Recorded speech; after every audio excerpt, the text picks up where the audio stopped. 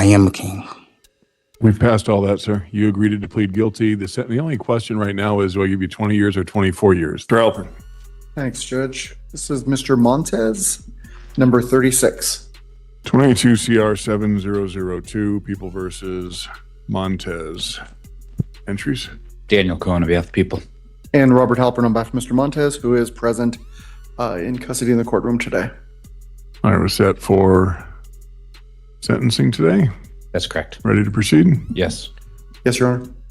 Prosecution? Thank you, Your Honor. I will just initially note, well, as the court is aware, this is a case that it's a fairly small range of sentencing between 20 and 25 years. I am going to be asking for the 25 years. I believe. Did I typo? I thought it was 24. Sorry, 2024. Pardon me. That was the older. The previous one was 2024. I'm asking for that 24 years. I know. I think we're all aware of Mr. Montez's situation, but at the end of the day, this was a very violent assault against peace officers when they were trying to enforce the law and protect the peace and sanctity of the Denver Union Station bus station. As someone who has regularly used that bus station, I know how harrowing it can be at times. And I know the amount of work that RTD has put into that to try and make the public transportation system safer in this city. It's necessary for so many people, and for some of us, we want this RTD to be safe and enjoyable for everyone. And Mr. Montez, through his actions, severely disrupted that. And I believe that based on the nature of his offense, he has earned those 24 years. I will say that in preparing for this trial, in speaking to some of the witnesses, one witness, what stood out in my mind is when I asked him, what did you think when you saw what happened? He told me, my first thought was I just lost a colleague, because the stabbing was just that violent and aggressive. And thankfully, the officer who was stabbed repeatedly in this case, his vest did exactly what we hoped it would do. It prevented him from receiving any further serious injuries. It prevented him from being killed. But there were lasting effects in this case. The officer whose hand got cut suffered a fairly severe infection as a result of that, and is, I believe, still on desk duty as a result of that. His hand has never really gotten back to full functioning. This has affected a lot of people in a lot of different ways. There's a very large restitution amount, and I don't know if I haven't had a chance to talk to Mr. Halpern about this, so I will state that it's in excess of $20,000. So if I could have an opportunity to file a written motion, because it's divided between multiple different officers and expenses. So if I could have permission to file a written restitution request after conferring with Mr. Halpern about it, and I can get that done in the next week to week and a half. To be heard before sentencing. Alpern. Thanks, Judge. It's been a difficult case. It's obviously quite old, and I've gotten to know Mr. Montez throughout the pendency of the case fairly well, and I know he would disagree with some of my characterizations and my raising competency, but I've seen kind of the highs and lows, if you will, and when he is what I think functioning on a competent level, he's very smart, asks really intelligent questions about the case, about his options, about what happened that day, and he's taken responsibility for it. And it was, you watch the video, and that part of it is hard to watch when he has the scissors. But there is a long standoff, and that's in front of an elevator. I watched the video. Okay. And what Mr. Montez is talking about, and you hear it on the video, is at some point they do say that he can go.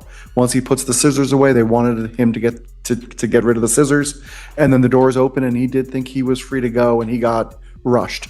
I think it's pretty clear that they weren't going to let him go given the circumstances, but he believed that and stepped back onto the elevator, and then they rushed him, and he reacted. And again, it's scary watching that reaction, and I'm glad they were wearing the vests. And I'm also glad that Mr. Montez, before the trial, opted for this option. While it's still a hefty sentence he's looking at, I would be concerned about post-trial and what he'd be looking at potentially the rest of his life.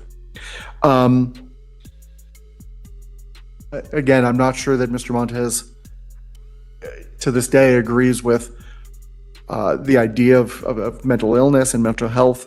But again, I think when I've seen him on his medications and doing well, he is smart and thoughtful.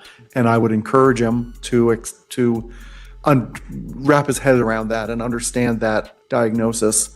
Obviously, that's a decision he's going to make. But when I've seen him at his best, he has a lot to offer, and I really wish him luck moving forward through the prison, and then when he's released, and how he handles that in the future. But I know he wants to speak, and I do wish him the best throughout this process. All right, sir, you have the right to tell me anything you'd like me to know about this case and what your sentence could be. I really have no interest in anything else. The only issue for this court is what should the sentence be? All right, this is very important about the case and about the sentencing. Very important that my diplomatic immunity, highest degree, was automatically uploaded and in effect February 2023. It will be against my rights as a king in diplomatic immunity to prosecute me. Protocol. I am a king. We've passed all that, sir. You agreed to plead guilty. The only question right now is, will I give you 20 years or 24 years? That's what you agreed to. So what is it you want? 20, 21, 24? With diplomatic immunity, highest degree, is what I'm trying to understand is that I'm not supposed to be prosecuted. So how is it all right, that we're not having this discussion anymore, sir. You need to talk to me about the sentence. At least your record has been made. You have no diplomatic immunity. I'm sentencing you to 24 years in the Department of Corrections. There's a 3-year period of mandatory parole, and I will give you what's his pre-sentence confinement credit? 1,043 days.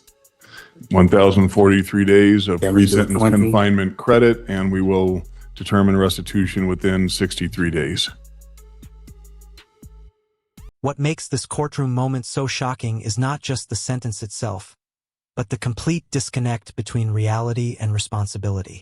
Even after pleading guilty to a violent attack that nearly cost officers their lives, Montez still stood before the judge insisting he was a king with diplomatic immunity instead of confronting the damage caused that day. The prosecution described a terrifying scene inside Denver's Union Station, where officers believed one of their own might actually die during the stabbing. And while the defense acknowledged there were serious mental health concerns involved, the court ultimately focused on the one thing that mattered most at sentencing: accountability. Throughout the hearing, the judge repeatedly tried to bring the conversation back to reality. The plea had already been accepted. The evidence had already been reviewed. The only remaining question was how many years Montez would spend in prison. But instead of addressing remorse, rehabilitation, or responsibility, he continued pushing arguments about immunity and royal status, arguments the court had already rejected long before sentencing even began. That moment seemed to solidify the judge's decision. In the end, the court imposed a 24-year prison sentence along with mandatory parole, making it clear that violent attacks on law enforcement officers would carry severe consequences regardless of the explanations offered afterward. What also stands out in this case is how complicated it became because of the mental health element.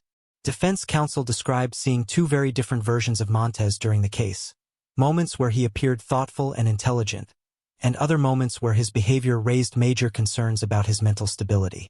The attorney even suggested that when properly medicated, Montez showed genuine potential and understanding. But in a criminal courtroom, mental illness does not automatically erase responsibility, especially when the violence involved is this serious. The judge acknowledged the background issues, yet the severity of the assault and the lasting injuries to the officers ultimately outweighed everything else. Cases like this often leave people divided. Some viewers will see a dangerous defendant refusing to accept reality, while others will see someone clearly struggling with deep mental health problems inside a justice system built primarily around punishment. Either way, The final moments of this hearing send a powerful message about how courts respond when public safety, violence, and accountability collide. And as the sentence was handed down, the courtroom atmosphere made one thing painfully clear. Once a guilty plea is entered and the facts are established, arguments disconnected from reality are not going to stop the consequences that follow.